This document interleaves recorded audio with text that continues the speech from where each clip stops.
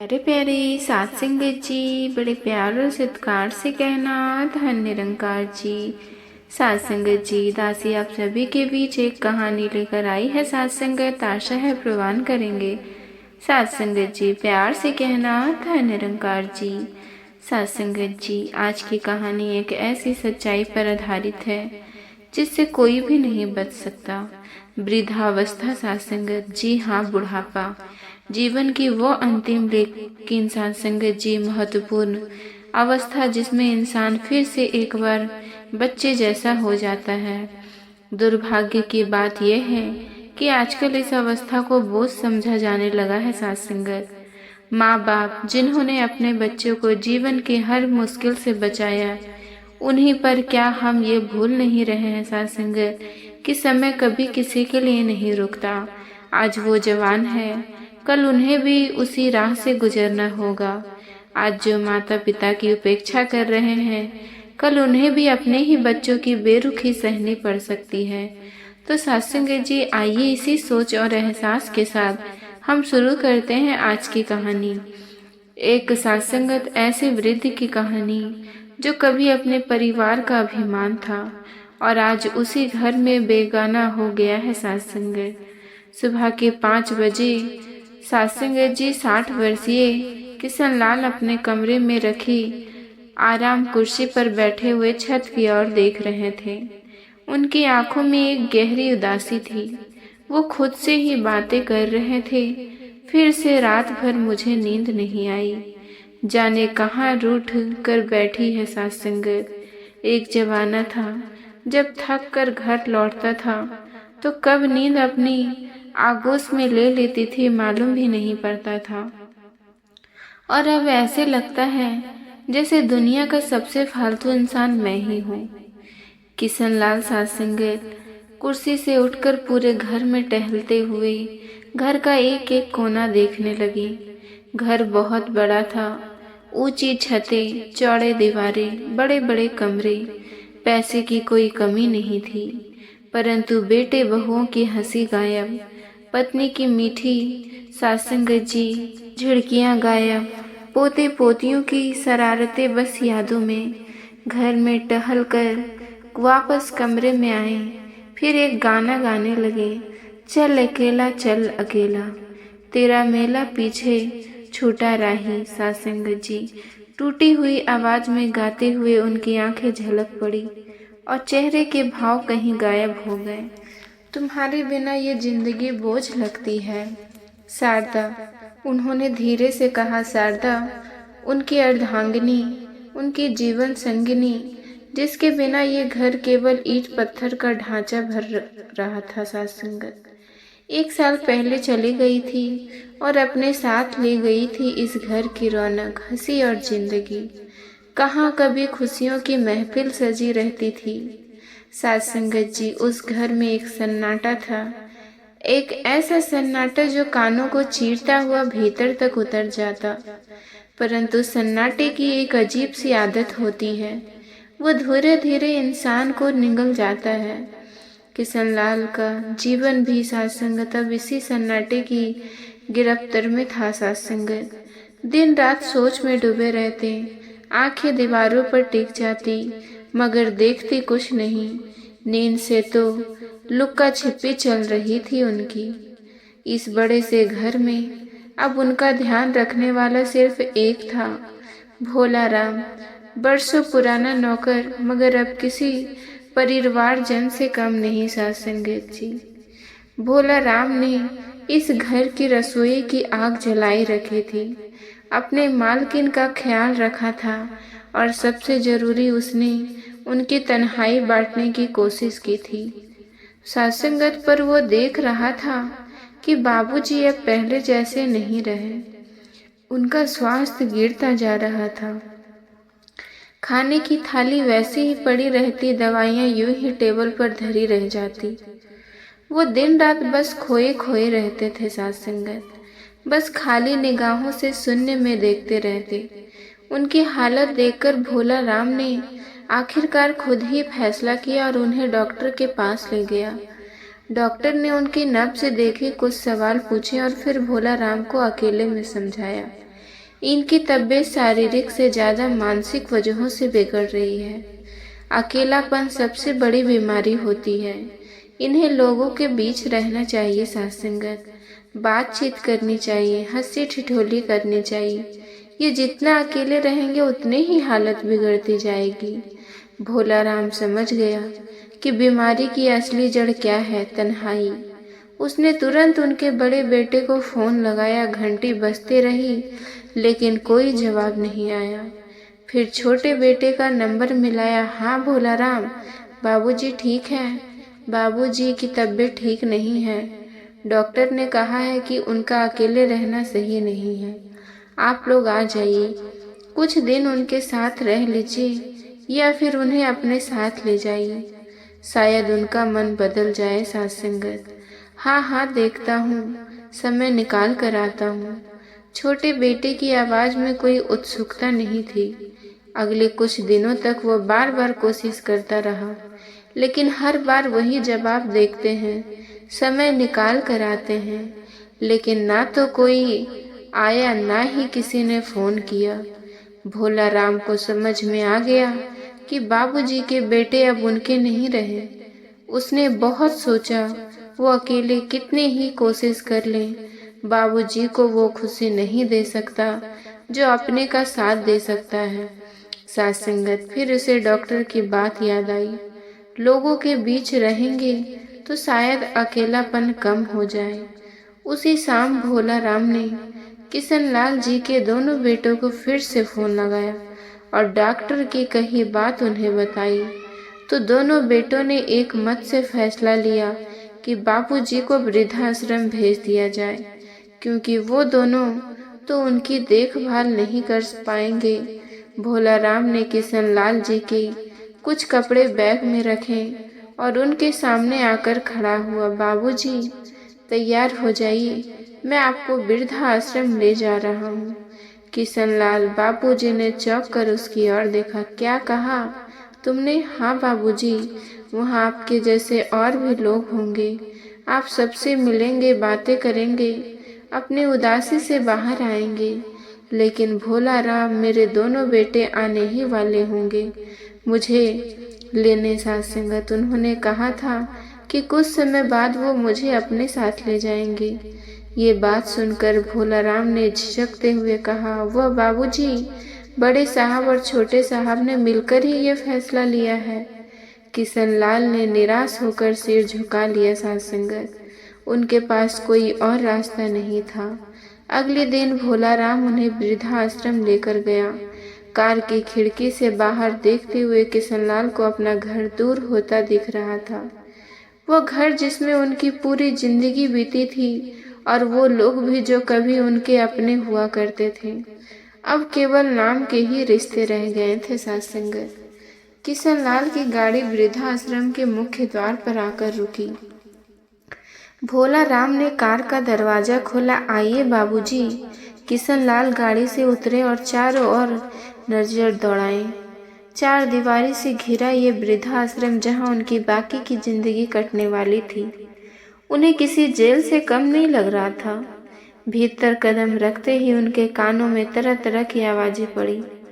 कोई अखबार में डूबा हुआ था, कोई यूं ही टहल रहा था, तो कोई बाहर गेट की ओर ताकते हुए जाने किसके लौटने की उम्मीद कर रहा था। क्या मैं भी इसी भीड़ का हिस्सा बनने जा रहा हूँ? उन्होंने खुद से सवाल किया। अभी वो इन सब पर साथ संगत जी विचारों में खोए ही थे। धड़ाम से अचानक वो किसी से टकरा गए और उनका साथ संगत जी सूटकेस जमीन पर गिर पड़ा। कपड़े बाहर आकर फर्श पर बिखर गए।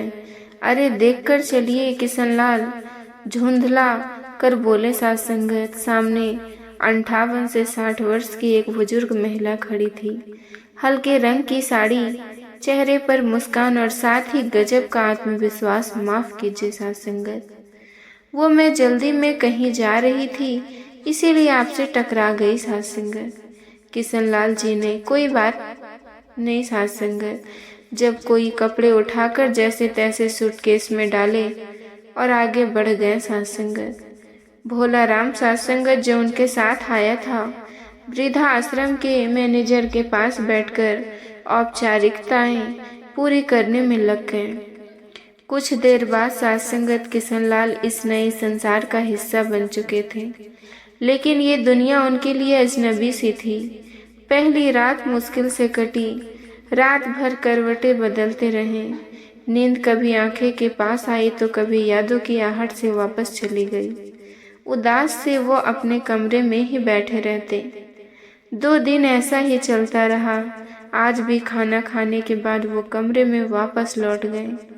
अभी वो बिस्तर पर बैठे ही थे कि दरवाजे पर हल्की दस्तक हुई। अंदर आ सकते हैं? किशनलाल जी ने नजर उठाई। वही महिला सामने खड़ी थी जो उनसे पहले दिन टकरा गई थी। महिला की बात का उन्होंने कोई जवाब नहीं दिया, बस नजरें फेर ली।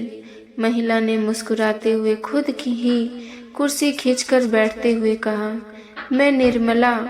उस दिन हमारी टक्कर कुछ ज्यादा ही जोरदार हो गई थी न सासंगत? निर्मला ने मजाकिया अंदाज में कहा।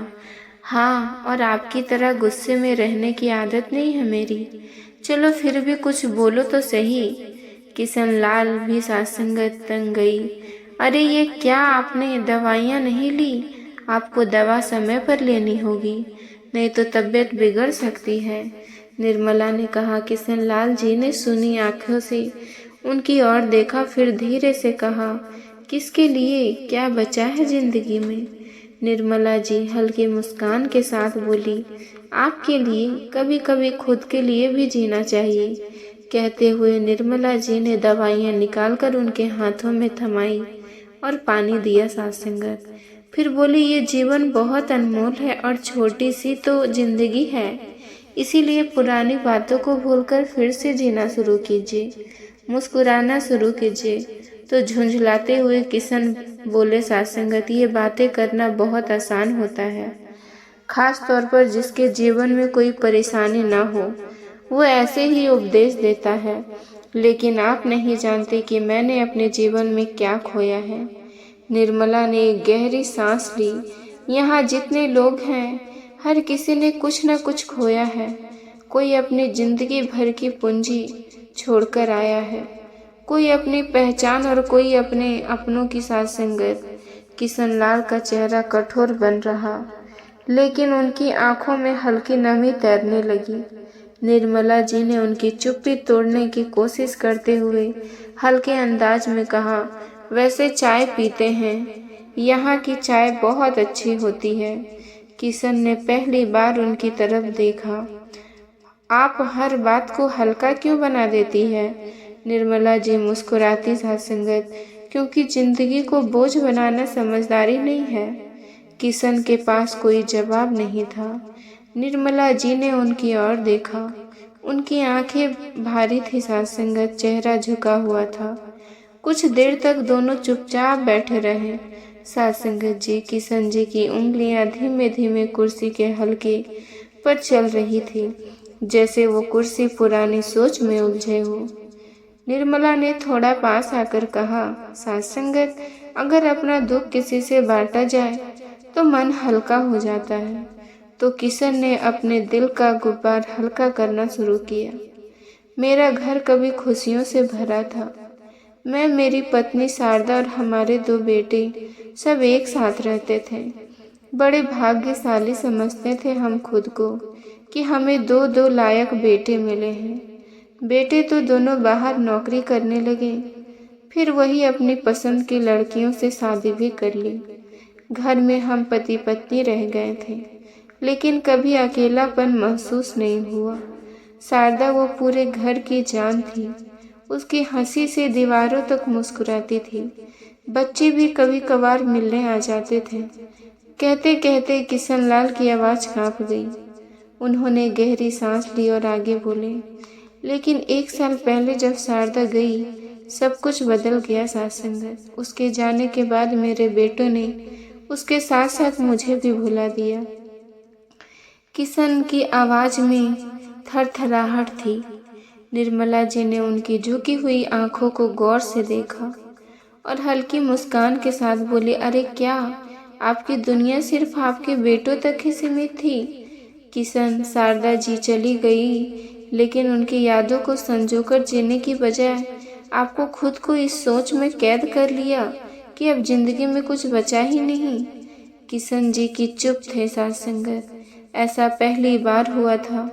किसी ने उनकी पीड़ा को सिर्फ सुना ही नहीं, बल्कि उन्हें आईना भी दिखाया था। आपको शर्मा जी के बारे में पता है? शर्मा जी भी आपकी तरह यही रहते हैं। एक समय था जब उनके पास सब कुछ था, बड़ा सा घर, खुशहाल परिवार, दौलत, शोहरत, लेकिन फिर सब कुछ खत्म हो गया एक हादसे में। उन्होंने अपनी पत्नी और इकलौते बेटे को खो दिया। जो संपत्ति वो धीरे धीरे दूसरों के लालच की भेंट चढ़ गई सासंगत। जब वो यहाँ आए तो सासंगत अपना सब कुछ खो बैठे, लेकिन बाकी की जिंदगी दुख को गले से लगाकर बैठे रहना उन्होंने स्वीकार नहीं किया। उन्होंने फिर से हिम्मत जुटाई। अब वो हर सुबह पास की बस्ती में जाते और गरीब बच्चों को पढ़ाते।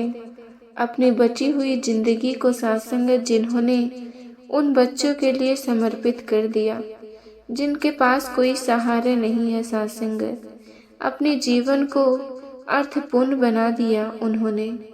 कहते हुए निर्मला जी ने महसूस किया कि किशन लाल जी बड़े ध्यान से उनकी बातें सुन रहे थे। उनकी आंखों में चमक वापस लौट रही थी। तो शर्मा जी ने अपने अकेलेपन को अपनी ताकत बना लिया। सासंगत वो बोले, तभी बाहर से गार्ड आया। मैडम, आपको मैनेजर साहब बुला रहे हैं, अभी आई, कहकर निर्मला जी बाहर निकल गई। उनके शब्दों ने जैसे कोई अंदर दरवाजा खोल दिया था, जिसके पीछे सालों से धूल जम चुकी थी। वो पहली बार खुद को हल्का महसूस कर रहे थे। सासंगत उस रात किशन ने करवटें बदली, लेकिन इस बार यादों की चुभन नहीं थी, बल्कि एक अजीब सी हलचल थी, कुछ करने की, फिर से जीने की। अब वे खुद को बीमार महसूस नहीं कर रहे थे।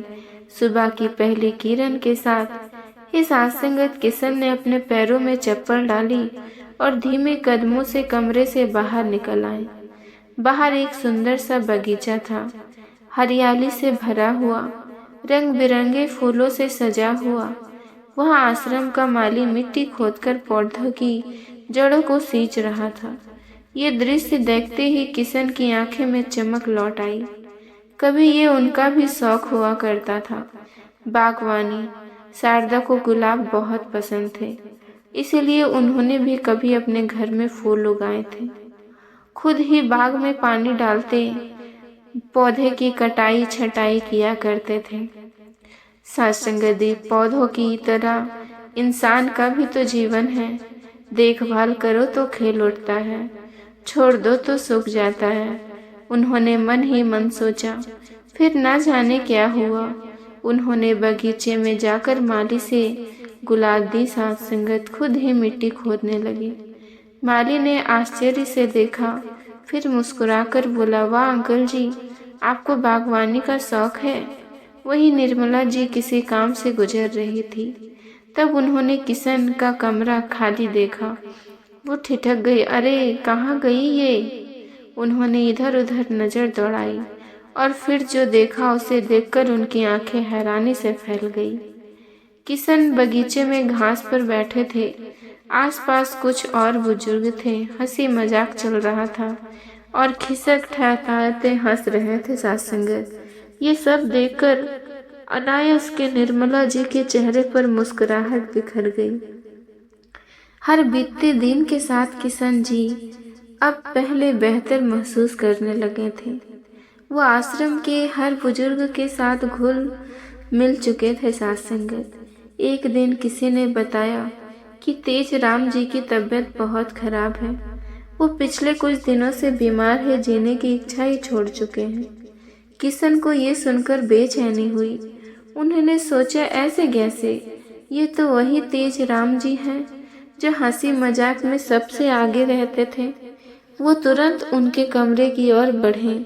जाकर देखा तेज राम जी चुपचाप लेटे हुए थे, आंखें बंद थी, जैसे किसी गहरी सोच में डूबे हुए। किशन लाल जी धीरे से उनके पास जाकर बैठ गए। कैसे हैं तेज राम जी? कोई जवाब नहीं आया। किशन ने मुस्कुराते हुए कहा, क्या हुआ? आज तो आपकी हंसी भी कहीं छिप गई है। क्या सोच रहे हैं तेज राम जी? तेज राम जी ने धीरे से आंखें खोली। उनके चेहरे पे एक हल्की मुस्कान आई, लेकिन वो फीकी सी थी साथ संगत। बस पुरानी बातें याद आ रही थी। किशनलाल ने तुरंत पूछा, अच्छी कौन सी पुरानी बातें? तेज राम जी की आंखों में हल्की चमक आ गई। बस वो दिन याद आ गए जब हम जवान थे, मस्ती करते थे, सिनेमा हॉल में पहली कतार में बैठकर फिल्में देखते थे। किशन सासंगत जी हंस पड़े। ओ, तो आप भी सिनेमा के दीवाने थे? तेज राम जी ने थोड़े उत्साह में बोले, दीवाने क्या कहिए, बस पूछिए मत। अमिताभ बच्चन की हर फिल्म देखी है मैंने। उनका डायलॉग, स्टाइल, सब कुछ याद है। किशन जी मुस्कुराते रहे। ये पहली बार था जब तेज राम जी ने इतने दिनों के बाद कुछ उत्साह के साथ बातें की थी। फिर तेज राम जी अचानक जोश में बोले, शोले वो मेरी सबसे पसंदीदा फिल्म थी। सास संगत, गब्बर सिंह, जय, वीरू, बसंती, क्या फिल्म थी। कितनी बार देखी है मैंने। काश एक बार फिर देख सकता था। इतना कहते कहते उनकी आंखों में नमी आ गई। सास संगत जी प्यार से कहना, धन निरंकार जी। सास संगत जी, आप जी को ये विचार पसंद आया हो तो चैनल को सब्सक्राइब जरूर कीजिएगा। सास संगत जी बड़े प्यार और सत्कार से कहना जी, धन निरंकार जी।